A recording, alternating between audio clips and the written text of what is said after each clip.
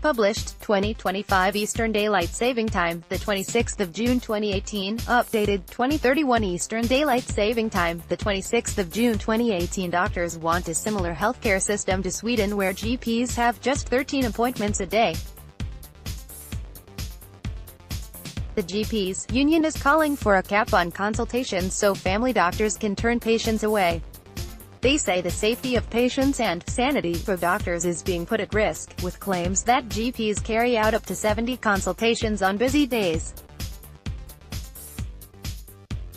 The GPs union is calling for a cap on consultations so family doctors can turn patients away. Some doctors suggested limiting it to 25 appointments would be reasonable, while others suggested the working day should be no longer than 8 hours.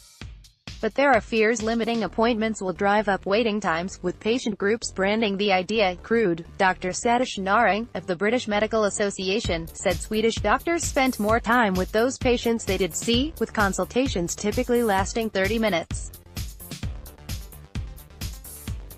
He said overstretched doctors in the UK risked misdiagnosing patients and called for a sensible cap on the number of patients a GP can be expected to safely see in a day. Speaking at the BMA conference in Brighton, Dr. Naring said, "The day has limited hours and only so much can be managed without compromising safety. For the sake of quality and safety of patient care and the sanity of its troops, we urge the BMA to take a fresh approach by defining and agreeing what is a safe workload, and this should put a stop to more patients being dumped on practices due to closure of other practices in the area. Patients are finding it increasingly difficult to get a routine appointment, with most already having to wait an average of 2 weeks. Previous research has found the average family doctor sees 41 patients a day, including face-to-face, telephone and email consultations as well as home visits. A limit of 13 patients a day could see the waiting time triple to 6 weeks, while a cap of 25 patients a day could extend waits to almost 3 weeks.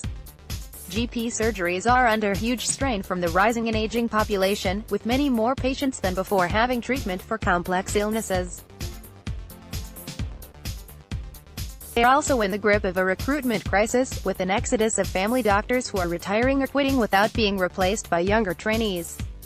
Health Secretary Jeremy Hunt has admitted the government is struggling to deliver its pledge to recruit 5,000 family doctors by 2020. Dr. Jackie Appleby, a GP in East London, proposed national industrial action which would see GPs close their lists to new patients. This is a much more realistic way of saying no, and we will be saying no to people we have no relationship with, and no contractual obligation to, she said. This may sound brutal, but these are desperate times. The government won't want a confrontation with GPs. GP surgeries are under huge strain from the rising and aging population, with many more patients than before having treatment for complex illnesses. But Dr. Gary Marlowe, from London, said a patient cap was the wrong answer. In virtually every one of my sessions there is a patient with a serious medical problem that would be impossible to identify without that consultation. That patient could be the first appointment of the day, or the 26th appointment. Should we choose a cap of say 25, as has been suggested? What happens to that 26th patient? Setting arbitrary caps will tie my hands to the detriment of my patients, the BMA said. The motion, which was passed overwhelmingly, did not set a precise figure or a timeline for introduction,